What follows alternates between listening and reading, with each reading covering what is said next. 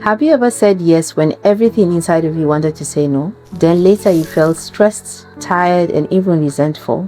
If this sounds familiar, then you are not alone.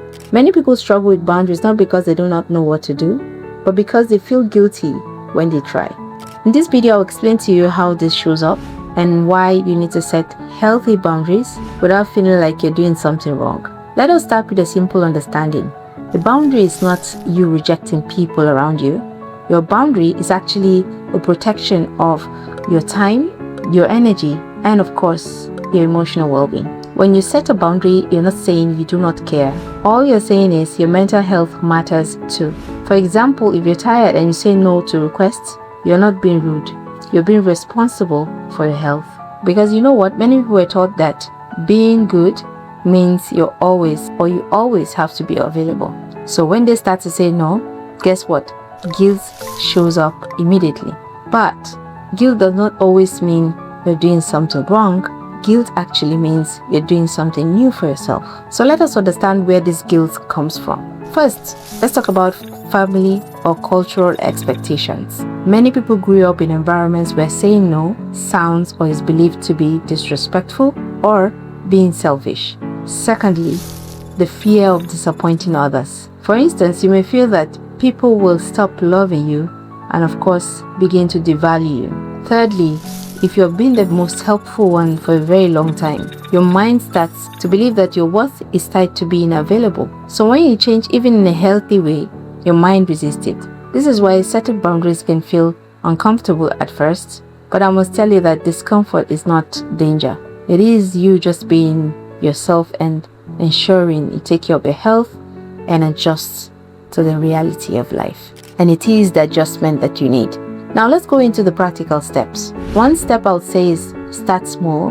Do not begin with the hardest situation. Start with simple boundaries like delaying responses of when to say yes or no, or I'll get back to you. For example, instead of saying yes immediately, say I will check my schedule and I'll get back to you. Step 2, use clear and calm language.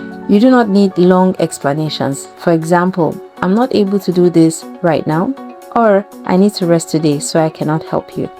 The more you explain, you give space for negotiation and pressure. Step 3, accept that guilt will still show up, but then when guilt show up, please do not argue with it. And remind yourself that you are not choosing harm, but rather you're creating opportunity for balance. Step 4, remind yourself of the cost of no boundaries. And ask yourself, what happens if I always say yes? You may actually notice exhaustion, resentment, and sometimes burnout. This reminder helps you to stay grounded. Step 5, be consistent. People adjust to your boundaries over time when you are consistent. At first, they may actually question it, but over time, they have to learn your new standard. But then consistency is what makes boundaries really work. Here is an important shift to hold. You are not actually responsible for how people feel about the boundaries you've set for yourself. Rather, you're responsible and respectful for being honest. People may actually feel disappointed, but that is normal.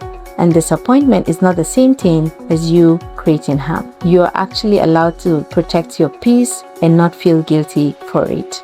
If you take one thing from this video today, then let it be this. Saying no does not make you a bad person. It makes you a person who understands limits. Also, you must remember to start small and be consistent and allow yourself to grow through the discomfort. If this was helpful today, please subscribe to Mental Health Tips and Practical Coping Strategies. And in the next video, I'll show you how to deal with emotional exhaustion when you feel drained and still have responsibilities. I'll see you on the next one.